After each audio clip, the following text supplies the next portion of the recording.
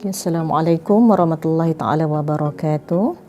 Alhamdulillah, kita akhirnya akan bertemu dengan bulan yang paling mulia, iaitu bulan Ramadan.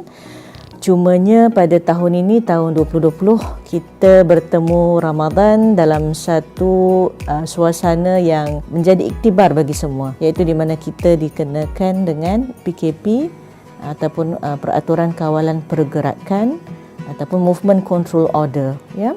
Dan kita berbincang tentang berbagai perkara. Apakah usaha kita di bulan Ramadan sementara kita berhadapan dengan PKP? Dan sebenarnya saya yang terlibat dalam libat sama masyarakat di USIM, berhubung dengan NGO dan mereka yang memohon khidmat universiti. Saya suka untuk mengajak para hadirin sekalian kita memahami konteks sedekah, konteks infak dan juga zakat dalam suasana PKP. Ya, pertamanya, sedekah itu sendiri mengikut takrifan yang diterima ramai adalah apabila kita memberi sesuatu dengan hajat mendapat keredaan Allah SWT. Manakala infak pula, sesetengah ulama mengatakan bahawa ia adalah satu pemberian kepada yang berhajat. Kedua-dua sedekah dan infak ini sebenarnya kita kata meliputi perkara-perkara yang diwajibkan ke atas kita. Sebab itu walaupun kadang-kadang ada yang kita kata optional, kan, kita nak bagi sedekah kepada kita niatkan sedekah kepada sesiapa sahaja. Infak pula kita memberi sesuatu kepada orang yang berhajat, tetapi termasuk juga dalam kategori sedekah dan infak ini adalah perkara seperti zakat, ya, perkara yang wajib.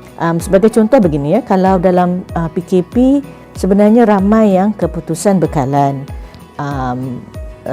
mereka yang bekerja dengan swasta umpamanya, di mana premis-premis penting ditutup. Mereka yang bekerja sebagai pemandu bas umpamanya, kerana sekolah tutup, ya. Mereka yang terlibat dalam perniagaan, kerana banyak institusi dan juga masyarakat tidak keluar bekerja. Dan termasuk juga dalam konteks ini adalah mereka daripada komuniti rentan ataupun kita kata marginalized community, ya. Sebagai contoh ibu tunggal, sebagai contoh mereka yang tidak mempunyai kewarganegaraan atau stateless people, mereka daripada komuniti LGBT, ya. Mereka daripada komuniti pelarian, pencari suaka, ya. Dan ini adalah masyarakat-masyarakat kumpulan yang kita hadapi. Jadi dalam konteks sedekah dan juga infak, kalau boleh kita sebenarnya meraihkan mereka yang amat memerlukan ini. Jadi kalau di masa-masa dahulu kita mungkin, ya, banyak infak kepada masjid dan surau yang mengadakan moreh, kan. Tapi tahun ni kita tak ada perkara-perkara begitu. Oleh kerana itu saya amat menggalakkan agar hadirin sekalian mencari komuniti yang memerlukan ni bantuan dan infak ni daripada NGO-NGO yang dipercayai. Satu lagi konsep yang saya ingin emphasize ataupun tegaskan di sini adalah di mana kita katakan tadi bahawa termasuk dalam konsep sedekah dan infak adalah perkara-perkara yang wajib. Jadi termasuk juga dalam konteks ini adalah melunaskan nafkah, ya, kepada orang yang berhak menerima, mereka yang mempunyai tanggungjawab untuk membayar nafkah kepada isteri masing-masing ataupun bekas isteri masing-masing, ya. Kerana baru ni kita dikejutkan dengan berita bahawa terdapat peningkatan kes-kes di mana isteri ataupun wanita mengadu bahawa mereka tidak mendapat nafkah daripada bekas suami. Jadi kalaulah seorang itu merasa suatu yang berat dalam hati dia, satu yang rasa macam sempit sangat-sangat, ya, Allah dah kata, ya, dalam surah At-Talaq ayat 7, ya, di mana mereka yang memberikan nafkah kepada orang yang berhak menerimanya, suami kepada isteri, ini adalah sesuatu yang dikira sebagai sedekah dan jangan merasa sempit dengannya, ya. Dan Allah akan kita melapangkan rezeki bagi mereka yang memberi sedekah dalam bentuk nafkah kepada mereka yang berhak menerimanya. Jadi akhir kata, insya-Allah kita sama-sama menghayati Al-Quran di bulan Ramadan ini.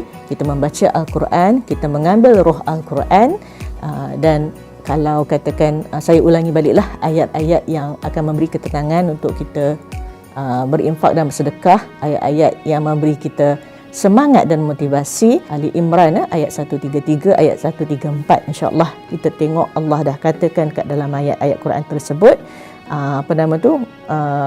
ganjaran kepada mereka yang bersedekah dan berinfak. Kalau kita baca tu, kita takkan rasa macam alamak kena bayarlah, kena keluar duit lah. Seorang suami pun takkan rasa macam alamak nak kena bagi dekat ex-wife dia gini-gini kan. Sebab Allah dah jamin dalam Al-Quran, insya-Allah ya. Saya mengucapkan kepada semua hadirin yang mendengar program pada hari ini, selamat menghadapi Ramadan di musim PKP. Semoga kita mengambil iktibar yang sebanyak-banyaknya sewaktu musim PKP. Semoga kita menjadi orang yang menggembirakan orang-orang yang berhajat. Semoga kita merasa kaya dengan apa yang kita ada, dan dengan bila kita merasa kaya tu, maka tidaklah kita rasa susah nak mengeluarkan sedikit hak kita untuk kita bagi kepada saudara-saudara kita yang memerlukan. Billahi taufiq, wassalamualaikum warahmatullahi taala wabarakatuh.